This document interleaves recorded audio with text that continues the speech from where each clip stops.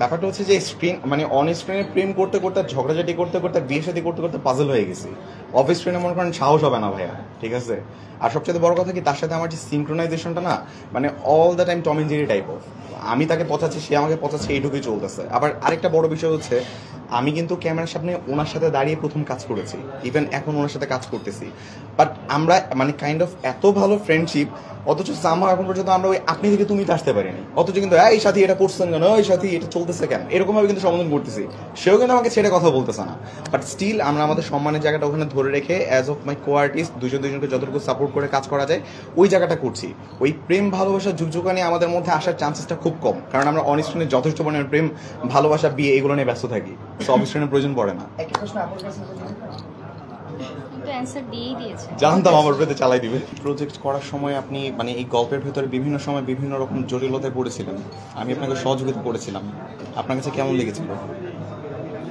আচ্ছা, এটা বললে তো ফাঁস হয়ে যাবে, কিন্তু হ্যাঁ, এই গল্পে একটা খুব হেল্পফুল একটা ক্যারেক্টার হচ্ছে রাফসান, যার সাথে আমার মানে আপনার সাথে কি আমার প্রেম না, এই গল্পে প্রেম না, এই গল্পের প্রেম না, কিন্তু সে আমাকে আমার হেল্পিং হ্যান্ড হিসাবে কাজ করেছে। Helping hand? হ্যাঁ, হেল্পিং হ্যান্ড? ছি। সো সে আমাকে অনেক সাহায্য করেছে, এই জন্য আপনাকে আলাদা করে থ্যাঙ্কস দেওয়ার কিছু নেই, গল্পের প্রয়োজনে আসছেন আর কি। দেখছো, ঠিক আছে আমি কিছু না বলি। না সবসময় আমার আসলে এরকম ভাবে পচায়।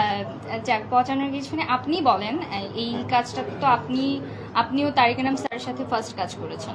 আপনি শুধু তারিক আনাম স্যার যখন অ্যাক্টিং করছিলেন আমি শুধু দেখছিলাম দূরে দাঁড়িয়ে, আর রাফসানের যখন সিন চলে মানে রাফসান হচ্ছে তারিক আনাম স্যারের সাথে অফিসে, রাফসানের কিছু সিন আছে, রাফসান শুধু তাকিয়ে তাকিয়ে হাঁ করে দেখছে স্যার কিভাবে অ্যাক্টিং করছে। না, কি এক্সপিরিয়েন্স বলেন? এক্সপিরিয়েন্সের ব্যাপারটা হচ্ছে এরকম যে কিছু কিছু শর্ট ছিল যেটা হচ্ছে তারিক আনাম স্যার এত মানে এক কথায় আমি আগেও বলেছি যে উনি যখন সামনে এসে দাঁড়ালো তখন মনে হচ্ছে যে আমি বোধহয় একটা অভিনয়ের সমুদ্রের সামনে এসে দাঁড়িয়েছি, মানে অভিনয়ের সমুদ্রের কিনারে দাঁড়ানো, যে আমি অভিনয়টা দেখছি এরকম ভাবে করতে হয়। মানে কিছু কিছু মোমেন্টস ছিল এরকম যে উনি অ্যাক্টিং করছে, আমি মানে আমার এইরকম এক্সপ্রেশন, আমি লিটারালি ক্যামেরার বাইরে বাট আমার এক্সপ্রেশন লিটারালি চলতেছে, মনে হচ্ছে আমি সিন দিচ্ছি, এরকম সিচুয়েশন ছিল। আর তাছাড়া এটুকু বলতে পারি যে নর্মালি হচ্ছে আমি এবং সাথী সবসময় তো একসাথে কাজ করি, পেয়ার হয়ে কাজ করছি। আমি এটুকু একদম মানে নির্দ্বিধায় বলতে পারি যে আমার যে কোনো গল্পে হচ্ছে as of my co artist সে আমাকে সবসময় অনেক বেশি হেল্প করে, যে কোনো ব্যাপারে। একটা ডায়লগ ডেলিভারি করছি, কি দিচ্ছেন এটা একটু এরকম ভাবে দেন না, ভালো লাগবে, দেখেন একটু এরকম ভাবে বলেন। তো এই সাপোর্টটা আমি ওনার কাছ থেকে পাই। কিন্তু এই গল্পে যখন কাজ করলাম উনি আমাকে যতটুকু সাপোর্ট দিয়েছে ওনার উপর দিয়ে আবার তানিকা নাম স্যার এসে বলতেছে, বাবা শোন এটা আরেকটু এরকম ভাবে বল, ভালো লাগবে, রূপাকে এরকম ভাবে বল। ও গল্পে ওর নামটা রূপা ছিল, জাস্ট নামটা বলতেই পারি, তাই তো।